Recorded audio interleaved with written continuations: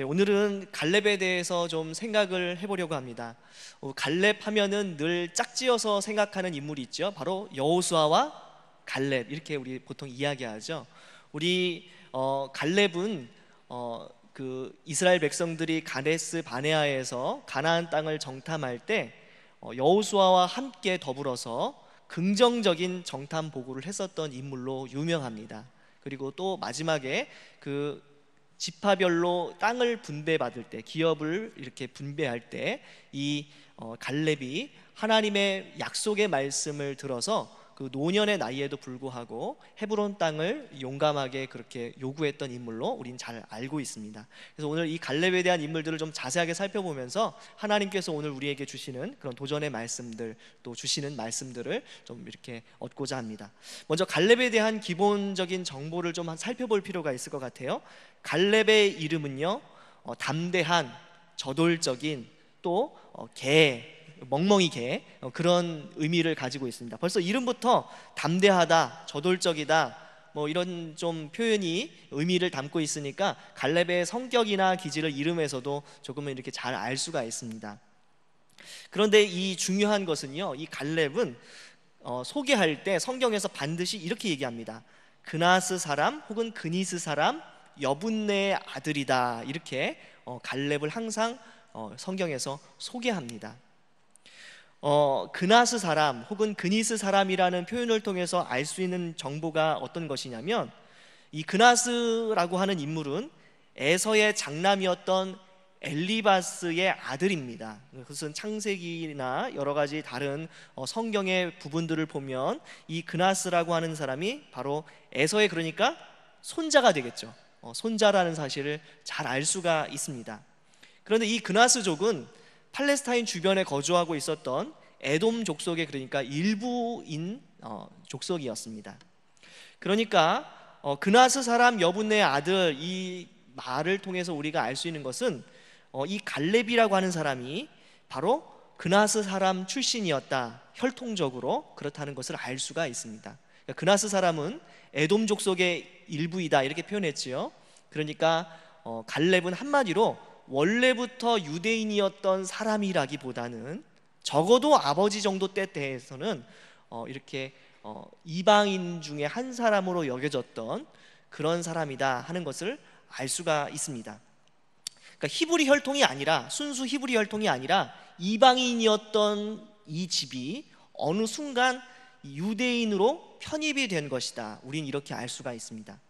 물론 이 갈렙 집안이 언제 정확하게 이 히브리인들 사이에 무리 가운데 들어오게 되었는지는 정확하게 그 시점은 알 방법이 없습니다.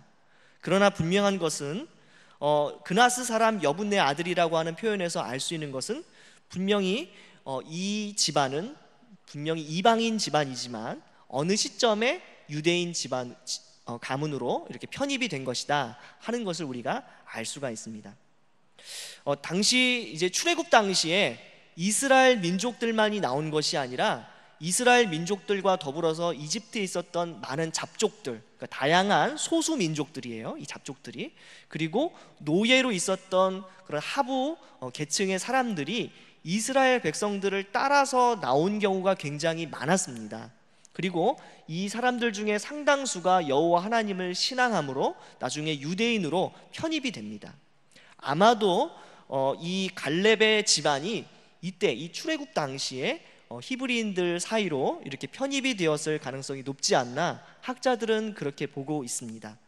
물론 정확하게 알 수는 없지요. 그러나 어쨌든지 간에 아마도 출애굽 당시에 이 여분네라고 하는 갈렙의 아버지인 여분네가 유다 지파에 소속이 되어서 이렇게 온 것은 아닌가, 그렇게 사람들은 보고 있습니다. 자, 그러면 정리해 볼게요. 본래 이방 족속, 그것도 에돔 출신이었던 사람들 중에서 이스라엘 민족 가운데로 귀한 사람들이 일부가 있었다는 것이죠. 그리고 갈렙은 바로 그런 사람들 사이에서 이제 성장했었을 가능성이 높은 사람이라는 것입니다.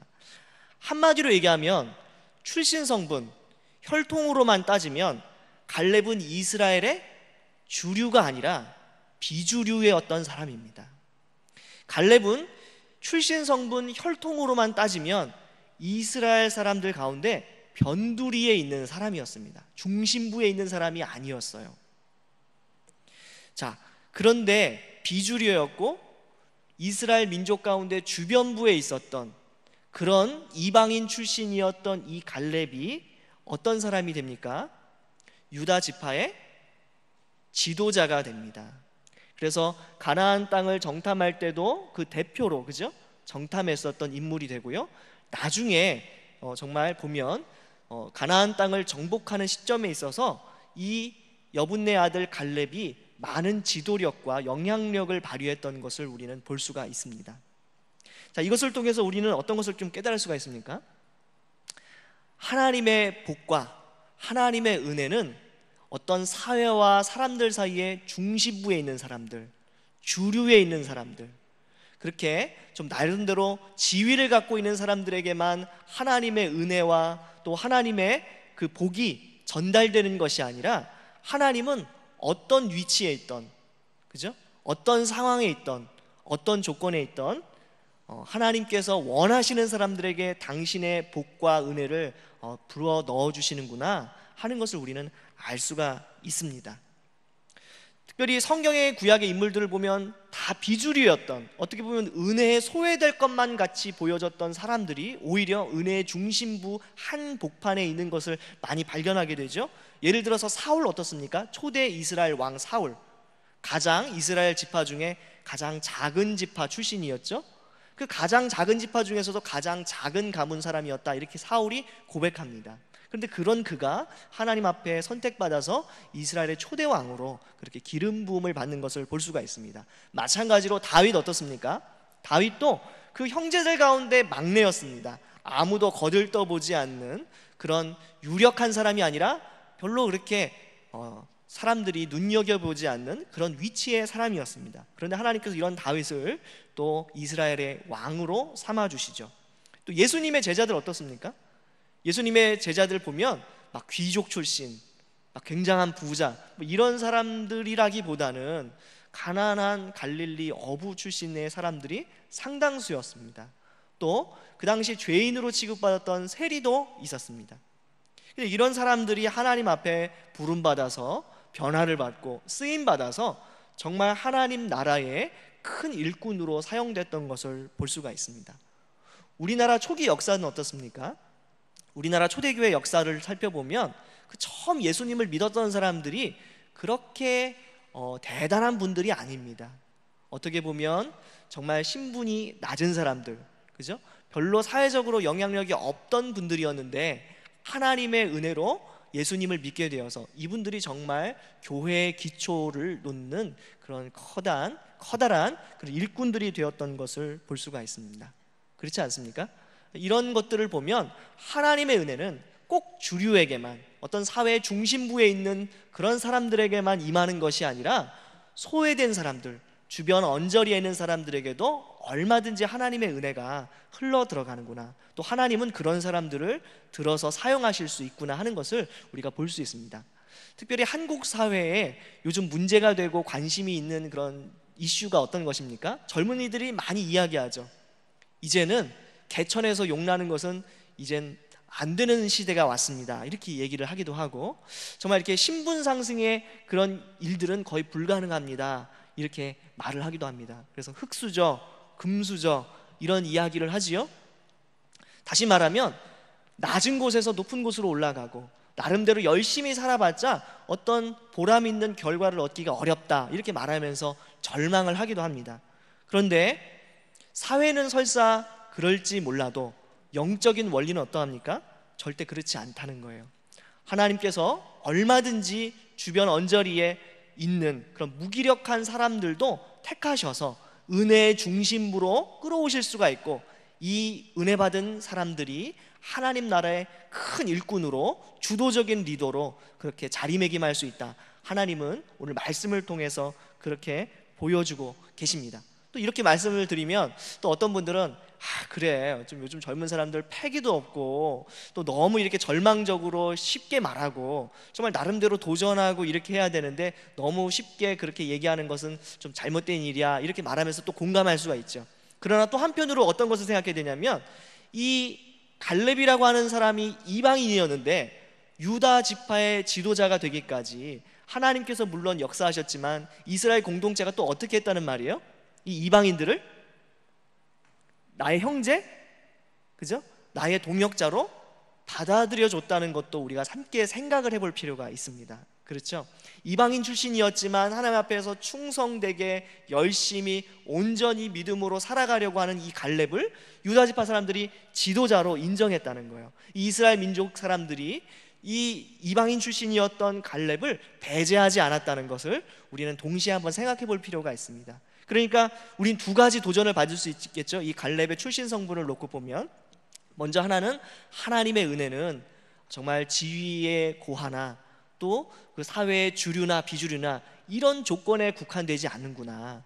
하나님은 당신이 원하시는 대로 얼마든지 은혜를 주시고 사람들을 변화시키셔서 정말 하나님의 방법대로 이 사람을 양육하고 길러내셔서 정말 하나님이 원하시는 그런 훌륭한 지도자로 삼을 수 있겠구나. 그러니까 지금 내 상황이 설사 좋지 않더라도, 내 환경이 조금은 미약하지 한다 할지라도 내가 얼마든지 하나님 앞에 쓰임받을 수 있구나 하는 자신감을 얻을 수가 있어요. 또 공동체적으로는 또 어떤 마음을 가질 수가 있습니까? 어떤 조건, 어떤 지금 안 좋은 상황 가운데 있는 사람이라 할지라도 하나님이 손대시면 변화하지 못할 사람이 없고 쓰임받지 못할 사람이 없으니까 우리 공동체가 이런 미약해 보이는 사람들도 품어서 길러내어서 정말 배제하지 않고 정말 잘 길러내서 정말 하나님의 사람들을 길러내는 그런 능력 있는 공동체가 되어야겠구나 하는 것을 우리가 동시에 좀 생각해 볼 필요가 있습니다. 그래서 개인적으로는 좀 이렇게 절망하지 않고 계속 하나님 앞에서 도전하고 믿음으로 충성되게 살아가는 결심과 결단을 좀 하면 좋겠고, 그 다음에 또 우리 공동체적으로는 이런 미약한 사람들조차도 품어내서 정말 하나님이 어떻게 변화시키고 사용하실지 모르니까 정말 이렇게 멋진 사람으로 이 사람들을 좀 길러내기는 그런 소망과 좀 결단을 좀 가질 수 있는 그런 시간이 좀 됐으면 좋겠습니다. 제가 이제 서울에서 신앙생활을 할 때 좀 놀랐던 것이 있습니다. 뭐냐면은 서울에서 나름대로 좀 이름이 있는 교회에서 제가 신앙생활을 했었습니다. 그 공동체가 좀 유명한 공동체였습니다. 이제 그러다 보니까 지방에서 이제 학교를 다니거나 이렇게 하던 청년들이 취업을 하거나 학교를 들어가면서 이제 서울로 와서 신앙생활을 하잖아요. 그때 이제 제가 있었던 모교회에 이제 많이 청년들이 이렇게 모였습니다. 그런데 제가 이제 알고 있었던 많은 동생들, 후배들하고 비교해 보면 지방에서 정말 산골 같은 데서 이렇게 올라온 친구예요. 어디 지명도 잘 모르는 친구예요. 그리고 그 다녔던 교회를 이야기 들어보면 아주 작은 그 이름 없는 그런 교회에서 신앙생활을 하고 거의 누가 뭐 가르쳐 주거나 양육하는 사람도 없이 거의 혼자 이렇게 하나님을 이제 사랑하면서 공부하고 이렇게 했던 친구들이 올라와요. 그런데 이 큰 교회에서 어릴 때부터 좋은 양육 프로그램과 선생님들을 끼고 그렇게 훈련받았던 친구들하고 딱 비교해 보면 정말 놀라운 것들을 많이 발견하게 됩니다. 서울에서 큰 교회에서 많은 교육 프로그램으로 또 좋은 선생님들, 좋은 교육자 밑에서 신앙생활하는 친구들이 신앙적으로 훨씬 클 것 같잖아요. 그런데 밑에 뭐 교육자도 없이, 너무 교회가 가난해서 교육자도 없이 그냥 그렇게 혼자 신앙생활 했다고 하는데 그 친구가 신앙이 배나 큰 거예요. 배나 큰 거예요. 누가 이 시골에서 올라온 이 후배를 가르쳤겠습니까? 하나님이 직접 이런 친구들을 가르치시고 인도하셔서 자라게 하신 것이죠. 그렇죠? 아마 갈렙도 이런 인물일 가능성이 높다고 저는 생각합니다. 어떻게 보면 출신으로 보면, 자란 환경이나 조건으로 보면 그렇게 신앙이 위대할 수 없어요. 교역자도 없는 곳에서, 중고등부 지도 교역자도 없는 곳에서 그냥 신앙생활 한 거예요. 그냥 모여서 그냥 말씀 읽고 기도하고 그냥 혼자 신앙생활 했어요. 그런데 딱 비교해 보니까 교역자들 밑에서 잘 지도받은 그런 동생들보다 이 시골에서 올라온 정말 이름도 모르는 교회에서 양육받은 친구가 훨씬 더 신앙이 아주 성숙한 겁니다. 이런 경우들을 종종 보게 됩니다. 이런 것들을 보면서 제가 어떤 것을 깨달았었냐면, 하나님의 사람이 길러지는 것은 단순히 프로그램이나 어떤 정말 이런 조건이나 어떤 그냥 말 그대로 투자하는 것으로 단순히 길러지는 것이 아니라 하나님께서 직접 은혜 주셔서 하나님께서 보이지 않는 손 가운데 그렇게 사람을 길러내시고 만지시는 것들이 있구나 하는 것을 이제 깨닫게 된 적이 있습니다. 아마도 갈렙은 분명 이방인 출신이어서 은혜 한가운데 한복판에 처음부터 있지는 못했지만 그 나름대로 하나님을 섬기고 또 충성되게 따라가면서 아마 신앙적인 훈련을 받았던 것 같고, 그 때문에 아마 걸출한 신앙의 위인이 되지 않았나 하는 생각이 듭니다. 우리 이런 거 생각하면 좀 어떻습니까?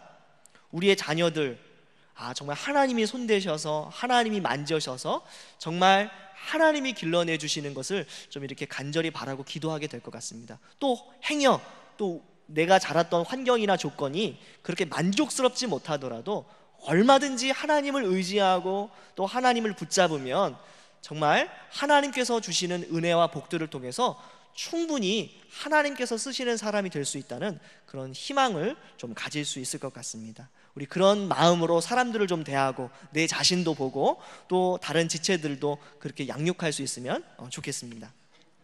자, 이 갈렙은요 적극적이고 성실한 신앙의 사람의 표본이다 이렇게 말할 수가 있습니다. 아까 전에도 말씀드렸지만 이 갈렙은 가데스 바네아에서 긍정적인 정탐 보고를 했던 사람 중에 하나입니다. 다른 사람들은 다 이 가나안 땅에 우리 들어갈 수 없습니다. 이 가나안 사람들과 비교했을 때 우리들은 메뚜기처럼 너무나 미약한 존재입니다. 이렇게 말할 때 갈렙은 뭐라고 얘기했습니까? 가나안 사람들은 우리의 밥이다 이렇게 얘기하면서 얼마든지 하나님의 뜻대로 순종하기만 하면 이 땅을 취할 수 있습니다 라고 긍정적으로 보고를 했습니다. 그리고 이 절망했던 이스라엘 백성들이 이 갈렙과 여호수아를 돌로 쳐 죽이려고 했을 때도 이 갈렙은 물러서지 않았어요. 막 도망가지 않았습니다. 오히려 옷을 찢으면서 끝까지 이 이스라엘 백성들을 설득하려고 했었던 그런 걸출한 인물입니다. 우리 여호수아 14장 7절 한번 읽어보겠습니다. 제가 그 강의 안에 적어놨는데요, 내 나이 40세 한번 읽어볼게요. 자, 준비되셨죠? 자, 시작. 내 나이 40세 여호와의 종 모세가 가데스 바네아에서 나를 보내어 이 땅을 정탐하게 하였으므로 내가 성실한 마음으로 그에게 보고하였고. 그죠? 네, 그런데 이렇게 갈렙이 긍정적인 보고를 한 것이 무엇 때문이냐는 거예요.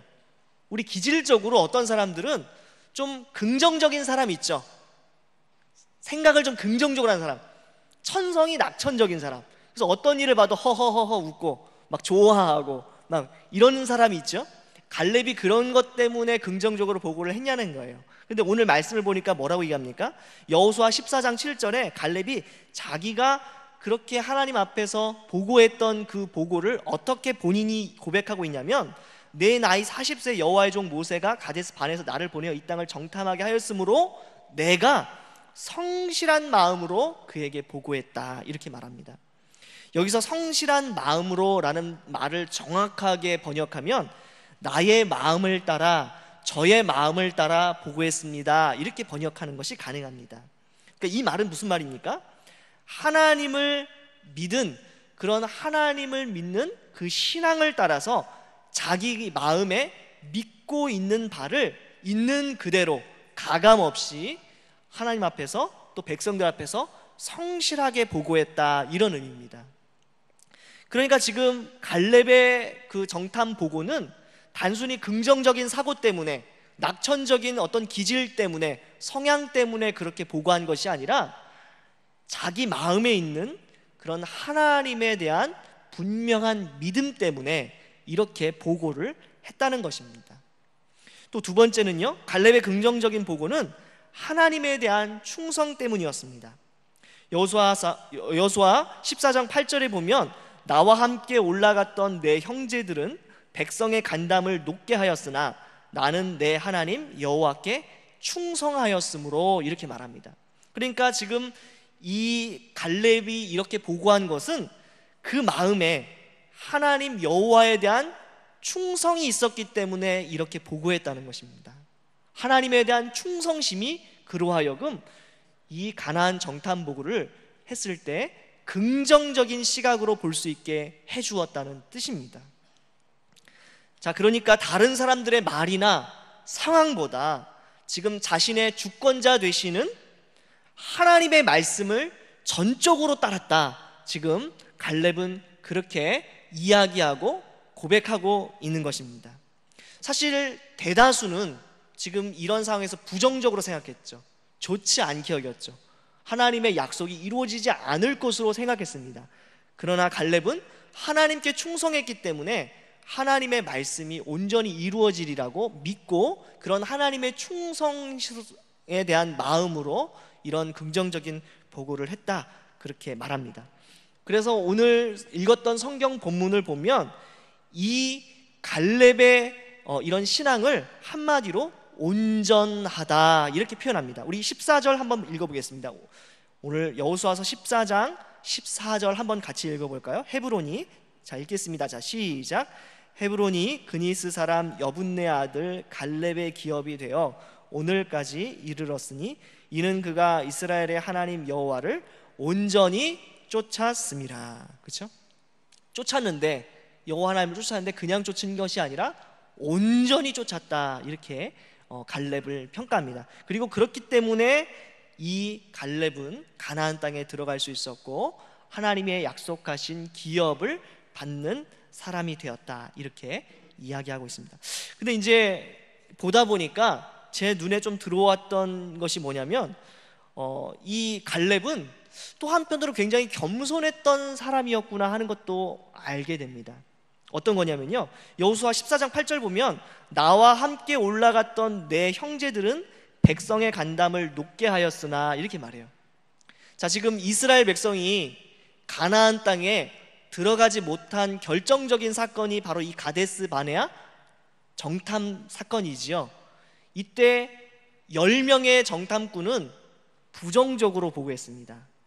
단 2명, 여호수아 갈렙만 긍정적으로 보고했습니다. 근데 이스라엘 백성들은 10명이나 부정적으로 보고하니까 이스라엘 백성들의 마음이 다 녹아서 두려움과 절망에 떨어서 결국은 하나님을 원망하고 하나님을 신뢰하지 못한 그 이유 때문에 결국 가나안 땅에 들어가지 못하게 되죠. 자, 그러면 갈렙 입장에서는 어떻게 표현할 수 있어요? 나와 함께 올라갔던 내 형제들은, 이렇게 표현하지 않고 나와 함께 올라갔던 그 화상들은, 이렇게 표현할 수 있잖아요. 그놈들 때문에, 그놈들이 그냥 긍정적으로 보고하지 않고 믿음 없이 그냥 함부로 그냥 주둥아리를 놀리는 바람에, 그죠? 이렇게 표현할 수 있잖아요. 근데 그렇게 표현하지 않고 어떻게 표현합니까? 나와 함께 올라갔던 내 형제들, 이렇게 표현하고 있습니다. 비록 이들이 신앙적인 큰 잘못을 저지르고 실수를 저질렀지만 갈렙은 그래도 이들을 존중하면서 끝까지 형제들이라고 표현하고 있습니다. 그러니까 이것을 보면서 제가 갈렙이 굉장히 겸손했구나, 그리고 화평하는 일을 힘썼던 사람이구나. 나는 그렇게 했으니까 굉장히 잘난 척하고 저 화상들 때문에 그냥 우리 그냥 백성들이 올라가지 못하고 이렇게 했어 라고 짜증낼 수도 있는데 그렇게 얘기하지 않고 겸손하게 표현했다는 것을 보면서 갈렙이 단순히 긍정적인 보고, 믿음의 보고만 한 사람이 아니라 그래도 나름대로 함께 형제들을 존중하는 그런 겸손한 사람이었구나 하는 것을 또 한편 생각해 볼 수가 있었습니다.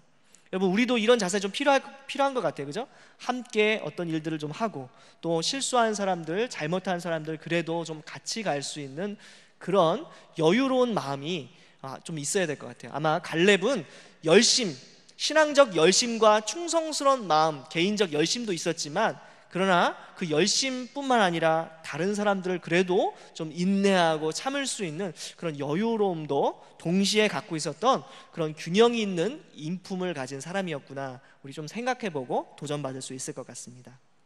자, 그런 갈렙, 이런 갈렙은 나이 든 노년에도 안주하지 않고 하나님의 약속을 따라서 적극적인 신앙의 자세를 취해서 행동으로 옮기는 그런 모습을 보여줍니다. 정탐꾼으로 이 갈렙이 선발되었을 때의 나이가 40세입니다. 40세. 제가 근거 구절들을 다 적어놨어요.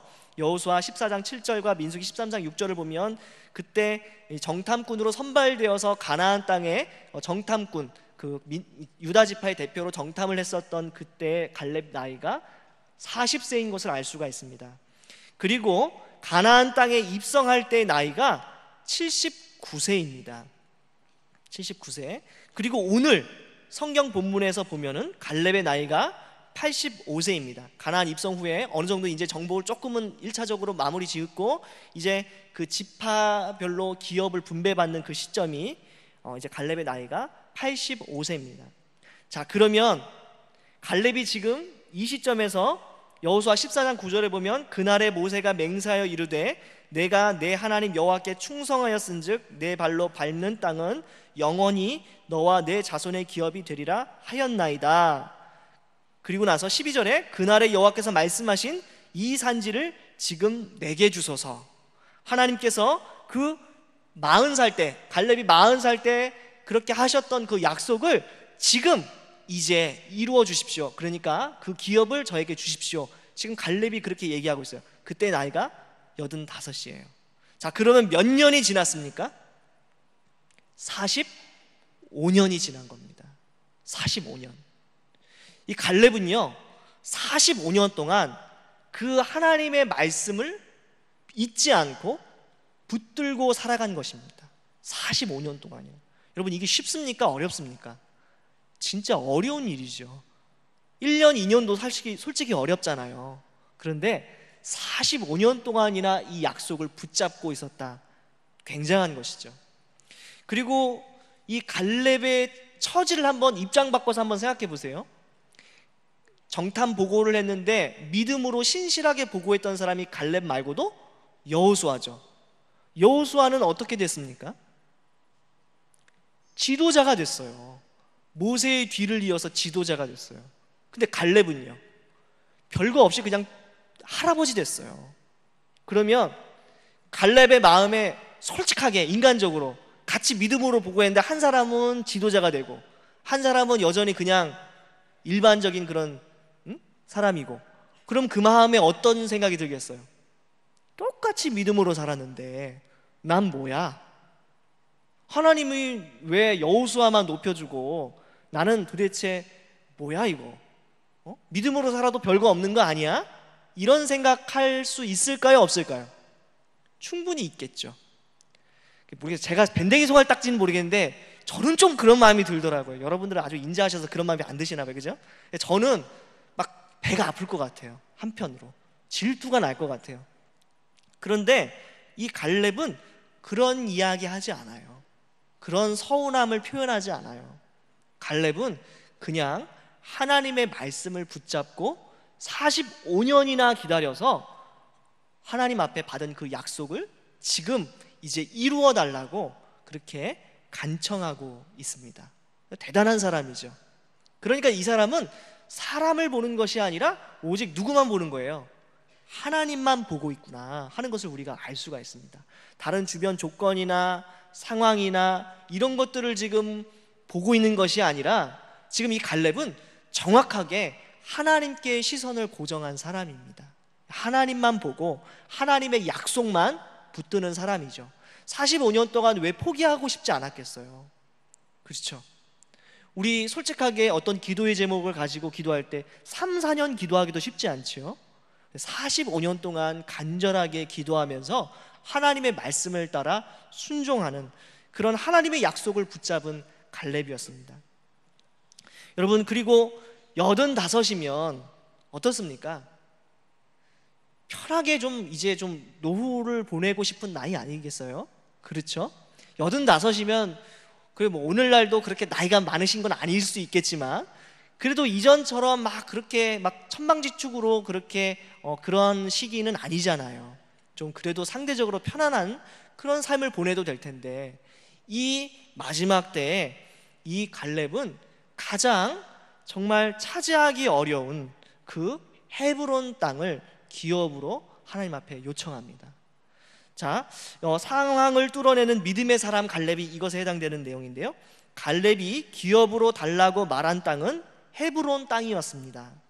자, 그런데 이 헤브론 땅의 옛 이름이 무엇입니까? 15절 보니까 기럇 아르바, 이것이 헤브론의 원래 이름입니다. 기럇 아르바.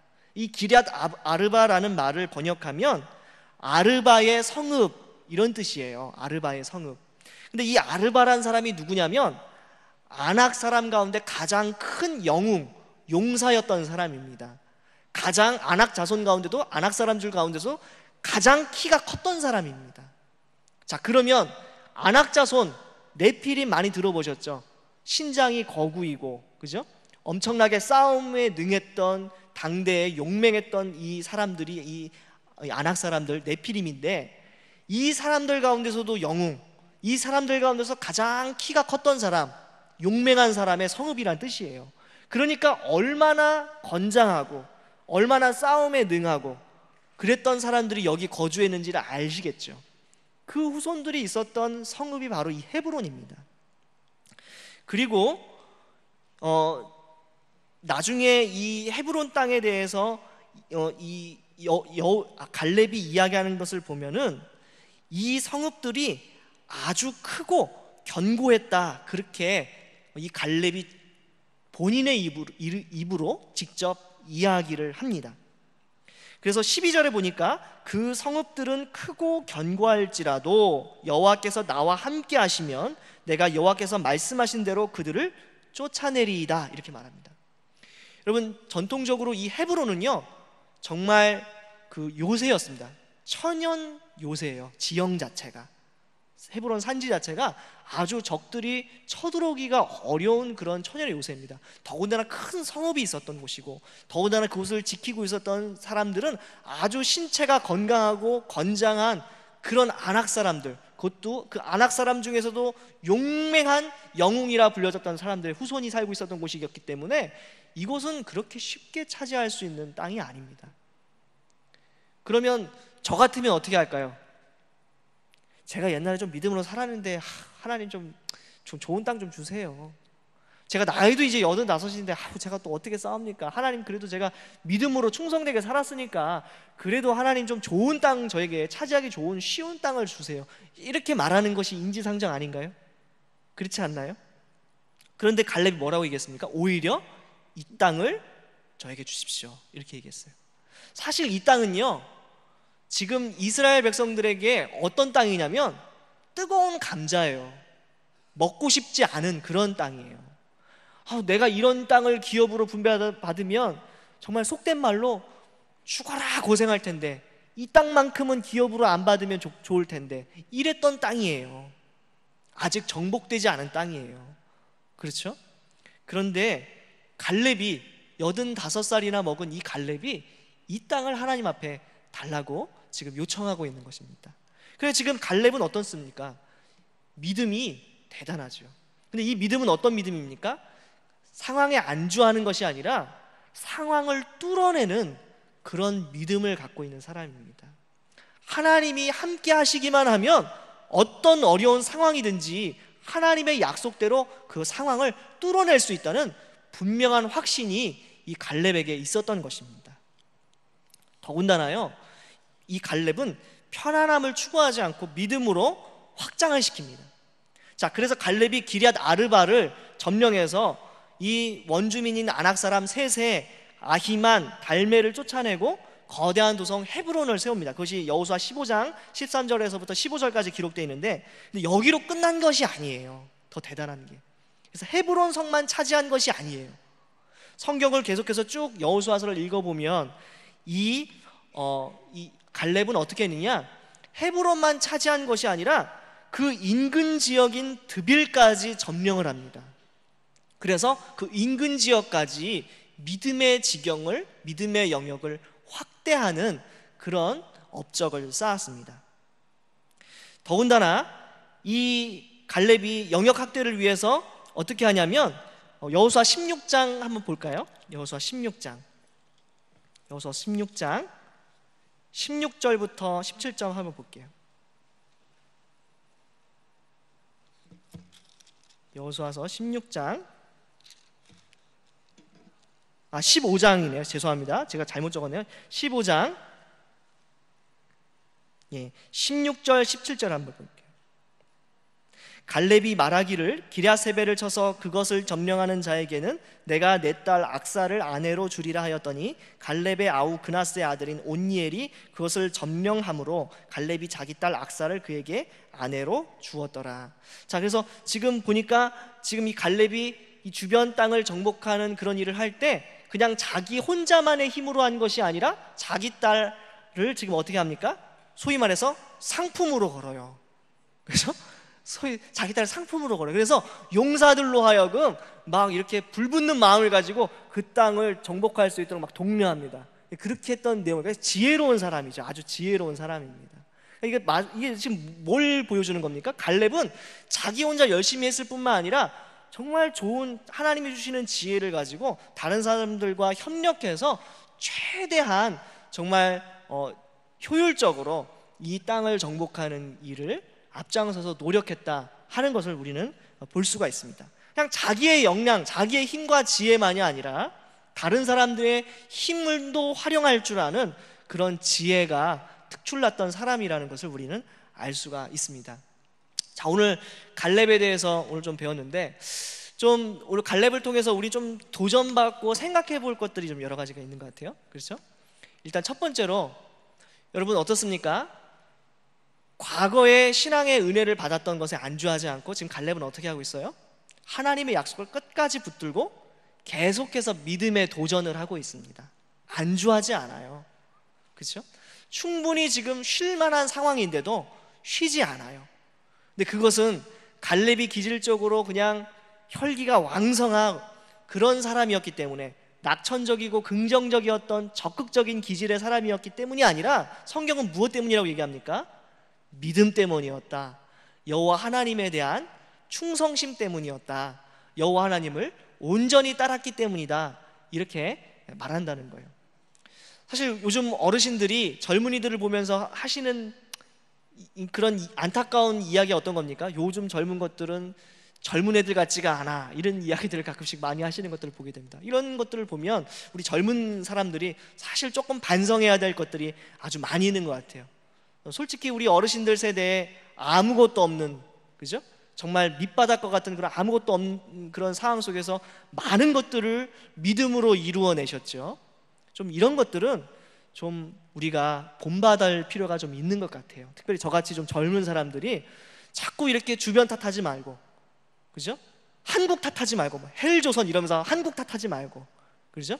또 우리 교회 탓하지 말고, 부모님 탓하지 말고, 정말 하나님을 끝까지 믿음으로 도전하고 또 믿음의 은혜를 좀 그렇게 구하는 그런 도전적인 자세, 신앙의 자세 좀 필요한 것 같습니다. 이것은 기질의 문제나 어떤 관점의 문제라기보다 신앙의 문제라고 성경이 분명히 이야기하고 있는 것, 우리가 좀 놓치지 말아야 될 부분입니다. 또 그리고 이런 어떤 사람들이든 우리 공동체에 들어오기만 하면 어떻게 돼야 됩니까? 갈렙과 같은 사람을 좀 길러낼 수 있는 역량이 우리 공동체에 좀 필요하다 하는 것도 좀 생각해 볼 필요가 있어요. 아무리 미약한 사람이라도, 아무리 모자란 사람이라도 우리 공동체에 들어오면 정말 하나님의 은혜를 누릴 수 있게 해주고, 또 하나님의 그 손의 도우심을 통해서 정말 훌륭한 걸출한 인물로 길러낼 수 있는 그런 우리 교회가 됐으면 좋겠어요.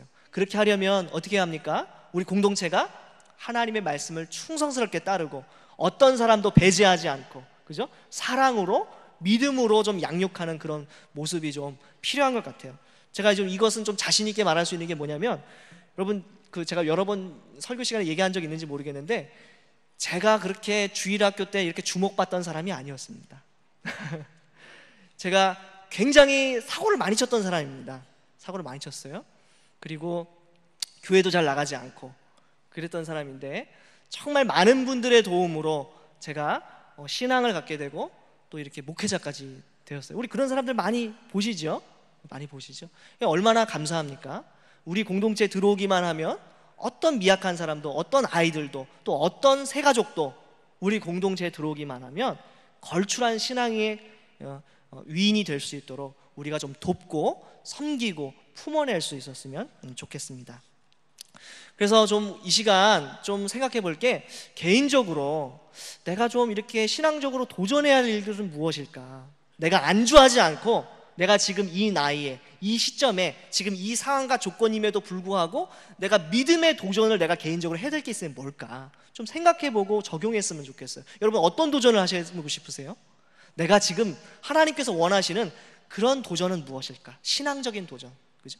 또 우리 공동체가 지금 이 시점에, 우리 교회가 이 시점에, 이 상황에서, 이 조건에서 좀 새롭게 하나님 앞에서 꿈을 꾸고 도전해야 될 그런 제목들, 그런 꿈들은 무엇일까? 비전은 무엇일까? 이런 것도 좀 한번 생각해 보면 좋겠어요. 저 개인적으로는요, 제가 서울에서 왔잖아요. 지방을 거의 처음 살아봐요. 군 시절 빼고. 군대에 제가 철원에서 있었는데 그때 빼고 이 지방에 내려온 건 사실 처음입니다. 사실은 제가 이제 지방에 내려와서 살면서 서울과 지방의 여러 가지 조건이 많이 다르구나 하는 것을 처음으로 알았어요. 처음으로. 군대에 있으면 계속 군 부대 안에 있으니까 뭐 잘 몰랐고요. 지방에 오니까 공부 좀 잘하면 어디로 갑니까? 서울 가요. 서울. 좀 일 잘한다 싶으면 어디 갑니까? 서울 가요. 서울. 그놈의 서울. 요즘 서울이 싫어졌어요. 그래서 조금 사역 잘한다고 하면 어디로 갑니까? 또 서울 가요. 그래도 제가 대구 사람이 다 된 것 같아요. 그런 면에서 어떤 마음이 드냐면 굉장히 자존심이 상해요. 요새 어떤 마음이 드냐면 그럼 대구는 사람 없나? 이런 생각 듭니다. 그럼 여기는 버려진 땅인가? 이런 생각이 들어요. 여러분, 사실 우리 청년들이요, 대구에 있는 청년들이 이런 절망감들이 굉장히 많대요. 제가 몰랐는데 그 이전에는 그런 걸 몰랐어요. 근데 그런 마음들이 있다는 거예요. 여러분, 그러면 대구에는 하나님의 은혜가 없습니까? 아니죠. 아까 우리 배웠던 것처럼 얼마든지 주변부에도, 비주류 가운데도 하나님이 은혜 주시면 얼마든지 믿음의 도전을 할 수 있고 하나님이 원하시는 일들을 할 수가 있습니다. 그래서 제가 요즘 기도하고 있는 기도의 제목 가운데 하나가 뭐냐면, 하나님, 우리 교회가 있어서 이 대구 지역이 신앙적으로 정말 이 전국을 정말 뒤엎을 수 있는 그런 일들이 있었으면 좋겠습니다. 죄송합니다. 속된 말로 하나님, 우리 교회가 좀 대구를 좀 먹게 해주십시오. 우리 교회가 좀 대구 먹어서, 나쁜 의미로가 아니라 좋은 의미로 대구를 좀 먹어서 정말로 지방에도 아주 사람들이 오고 싶어하는 교회, 그리고 건강한 교회, 그리고 청년들과 또 어르신들에게, 또 젊은 아이들에게, 어린아이들에게 좀 꿈과 희망을 심어줄 수 있는 그런 대안적인 공동체가 지방에도 하나쯤은 있어야 되지 않겠습니까? 그런 기도를 제가 좀 요즘 많이 하고 있습니다. 여러분, 이런 생각하면서 갈렙처럼 계속해서 다시 한번 도전하고, 그죠? 스스로 위축되지 않고 정말 우리가 다시 한번 도전해서 정말 내일 교회가 그런 대안이 되는 그런 공동체가 됐으면 좋겠습니다. 혹시 아유, 나 이제 이 나이 돼가지고 뭘 또 도전해, 이런 분들 있습니까? 그럼 갈렙이 몇 살이었다고요? 85세. 여기서 85세보다 적은 분들은 이제 그런 말 하시면 안 되는 거예요. 그죠? 그러니까 85세 정도 돼도 얼마든지 도전할 수 있습니다. 얼마든지 도전할 수 있어요. 계속해서 끊임없이 믿음의 도전을 해서 정말로 하나님의 일들은 나이나 조건이나 상황이 하는 것이 아니라 하나님의 은혜가 하는구나 하는 것을 좀 보여줄 수 있는 그런 우리들 됐으면 좋겠습니다.